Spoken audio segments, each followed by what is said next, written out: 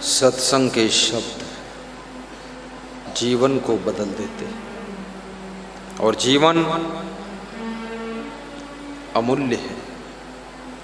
जीवन से जुड़ी हुई सब चीजों का तो मूल्य है और जो जीवन में अति आवश्यक चीजें हैं वे भी फ्री ऑफ कास्ट है।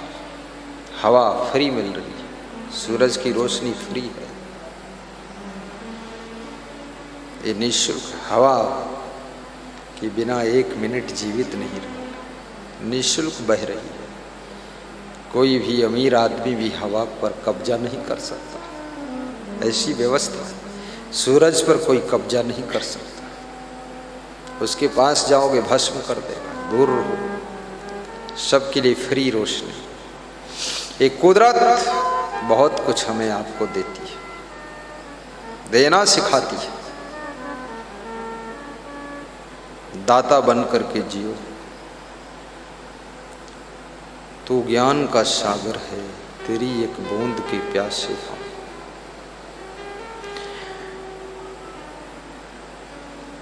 गुरु के द्वारा जब भक्ति मिलती है तो भक्ति के माध्यम से ज्ञान और वैराग्य, दो पुत्रों का जन्म होता है। ज्ञान और वैराग्य। वैराग्य किसे कहता है? संसार में किसी भी प्राणी और पदार्थ में वैराग्य आपको चिपकने नहीं देता है, आसक्त नहीं होने देता। जिसके अंदर वैराग्य आ जाता है, हानि उसको रुला नहीं सकती और लाभ उसको फुला नहीं सकता है। हानि होने पर वो रोता नहीं है और लाभ होने पर फूलता नहीं है, सम रहता है। समझ लो इसके अंदर ज्ञान और वैराग्य है। ये समझता है कि हानि लाभ भी समुद्र की लहरों के समान है। एक लहर आती है, दूसरी फिर आती, तीसरी आती, तो लहरें चल रही। उतार चढ़ाव जिंदगी का कार्यक्रम है। दुख के आने पर भी वो दुखी नहीं होता है और सुख के आने पर फूलता नहीं। वो जानता है ना सुख स्थायी रूप से रहने वाला है, ना दुख स्थायी रूप से रहने वाला। ये सब मेहमान हैं। दुख भी हमेशा नहीं रहता है और सुख भी हमेशा नहीं रहता है। युगल दास हैं जीव के दुख सुख वाको नाम, एक रहत ठाढ़ो सदा एक करत विश्राम। जीव के दो दास हैं, दो सेवक हैं, दुख सुख उनका नाम है। जब दुख सेवा में रहता है तो सुख विश्राम करता है, जब सुख आता है तो दुख विश्राम करता, वो चला जाता है। दोनों भाई हैं, एक एक भाई तुम्हारी सेवा में रहता है। किसी की सेवा में सुख ज़्यादा रहता है, दुख कम रहता है। किसी की सेवा तो दुख ही करता रहता है। एक सज्जन कह रहे थे, बचपन भी दुख में हुआ, जन्म भी दुख में हुआ, जवानी दुख में बीती, बुढ़ापा भी दुख में रहा, अब लगत है मौत भी दुख में हो जाएगा। तो हमने कहा बहुत बढ़िया है, कोई हर्ज नहीं, एक जैसा ही रहेगा, दूसरा मॉडल झेलने नहीं पड़ेगा, एक सा है दुख। बोले अब दुख हो सुख कुछ पता ही नहीं चलते, वही हम राहत राहत प्रैक्टिस हुई गई, तो वही हम परे हम का करिए। ज्योतिषी हाथ देखने आया, सबने हाथ दिखाया बड़ी उत्सुकता के साथ। एक सज्जन ने पूछा, ज्योतिषी बाबा हमारा हाथ देखो, हमारे भाग्य में का है? अब वही तक तो हम दुख ही दुख भोगे न है, आगे दुख ही है का, सुख है कि नहीं है हमारी भाग्य में, जिंदगी में? तो ज्योतिषी हंसा और बोला कि 5 साल और दुख है। बोले 5 साल बाद ठीक हो जाए?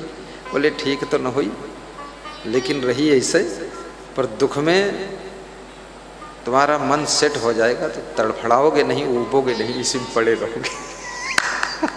बोले अभी तुम दुख में सेट नहीं हुई हो, इसलिए ज़्यादा ऊबते डूबते, दुख तो रहेगा। ये बड़ा विचित्र दुख है, ये साधारण नहीं। और दुख को सुख में बदलने की कला भी सीखो, ये भी कला है। दुख को सुख में बदलने की कला। जैसे धान को धान में से चावल निकालने की कला होती ना, ऐसे दुख के धान में से सुख के चावल निकालने की कला सीखो। दुख तो है, उसमें से सुख बनाना सीखो। जैसे बेसन से बहुत आइटम बन जाते हैं, ऐसे बन जाएगा। कैसे बनेगा तरीका बताते हैं।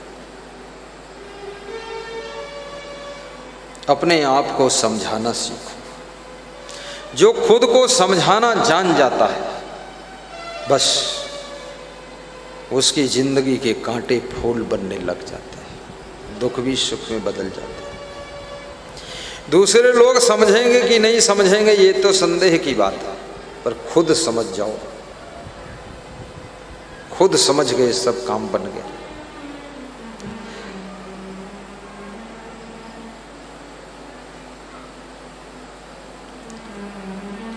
एक गरीब आदमी, दिवाली का उत्सव था, द्वार पर बैठा था, उदास बैठा था। पर्व त्योहार खुशियों का त्योहार होता है, और पर्व त्योहार में कोई उदास रहे, निराश रहे, हताश रहे, दुखी रहे, मरा मराया चेहरा बनाकर बैठे थे, दुर्भाग्य की बात। तो उदास बैठा था। कोई महात्मा निकले द्वार पर। महात्मा ने कहा क्या? बोले दिवाली है, पैसा नहीं है। सब लोग पटाखा फोड़ रहे हैं, हमारे पास पैसा नहीं। तो महात्मा ने कहा जो पटाखा फूट रहे हैं उसमें किसी का नाम थोड़े लिखा है। जो पटाखा फूटे तुम समझ लो मेरा ही पटाखा फूटा, आनंद ले लो। तो उस गरीब ने कहा मेरा होता तो मैं फोड़ता। बोले फिर तुम और समझाओ अपने मन को कि जो बड़े आदमी होते हैं, अमीर लोग होते हैं, उनके नौकर चाकर फोड़ते हैं, वो स्वयं नहीं फोड़ते, खाली आवाज़ का आनंद लेते हैं। तो ये सोच लो मन में, समझा लो अपने को कि ये जो फोड़ रहे हैं तुम्हारे नौकर चाकर, और तुम मालिक हो, आनंद लो बस। तो गरीब आदमी हंसने लगा। बोले इस तरह का ज्ञान तो सोच में आया ही नहीं। बोले यही तो ज्ञान संत देते हैं, ये ले लो आप, फ्री में सुखी रहो। दूसरे को पटाखा फूटेंगे, मौज उड़ा लो तुम। कई बार मैं सत्संग में जाता हूँ तो वहाँ किसी का ढोल वोल बजता है, तो मुझे लगता मेरे लिए ढोल बज रहा, तो मैं खुश हो जाता। मैं संत से पूछता हूँ और मन में सोचता हूँ कि मेरे स्वागत में ढोल बज रही है। वो ढोल बज रही थी, किसी के 6 ही तेल होंगे, कुछ कोई विवाह होने वाला है, वो अलग खुश है जी का ब्याह हो, वो ढोल बजत है। और हम अलग खुश हैं कि हमारे लिए ढोल बजत है। अब ढोल हम कौन लिखा कि के लिए बजत है, जाए दो, हम समझेंगे अपने लिए बजत। तो कमरा के अंदर ही आनंद ले ले। उसके बाद ढोल बजना बंद हुई, तो हम सोचन हो सकते है, ये सोचन हो कि गुरु जी का डिस्टर्ब हो जाए इसलिए बंद करनी। खुशी मना लेते। खुशी मनाना सीखो। और यदि खुशी मनाने की कला आ गई तो आप अपने छोटे से घर में बहुत बड़ी खुशी पा सकते हो। आप छोटे से आश्रम में बहुत खुश रह सकते हो। खुशी मनाना सीखो। कितने लोग तो खुशी मनाना तो आता नहीं है, लेकिन गुस्सा करना बहुत आता है। ज़्यादा गुस्सा होंगे, नाराज होंगे।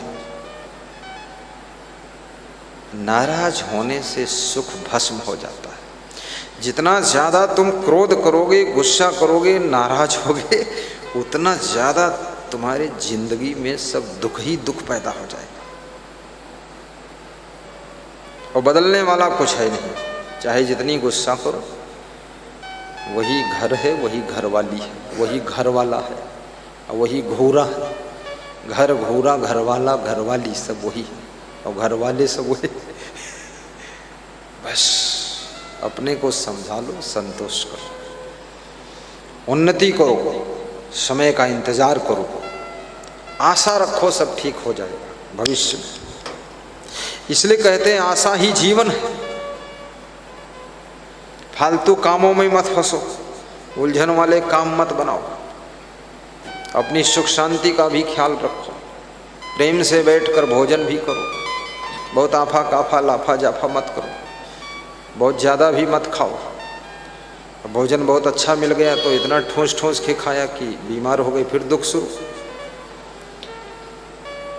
और प्रायः लोग ज्यादा भोजन ही खा लेते हैं।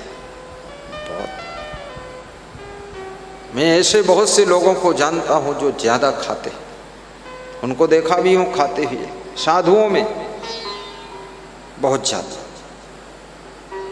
लेकिन एक चीज उनमें मैंने पाया, वो कभी स्वस्थ नहीं रहे, हमेशा बीमार, हमेशा बीमार।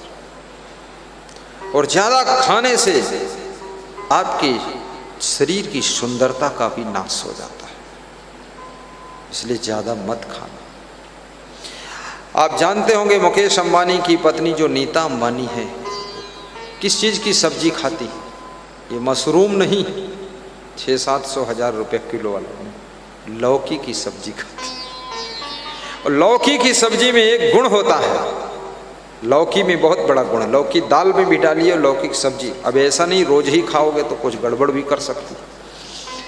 लौकी आपके शरीर की फैट को कम करता, वेट को कम करती, लौकी पेट को कम करती है, लौकी आपकी लंबाई को भी बढ़ाती है, और लौकी आपकी सुंदरता को बढ़ाती है, आपको स्लिम कर देती है, बहुत प्रसन्नता प्रदान करती है लौकी। लेकिन कच्ची मत खा लेना है, हफ्ते में 3 दिन खा सकते हो, 7 दिन नहीं।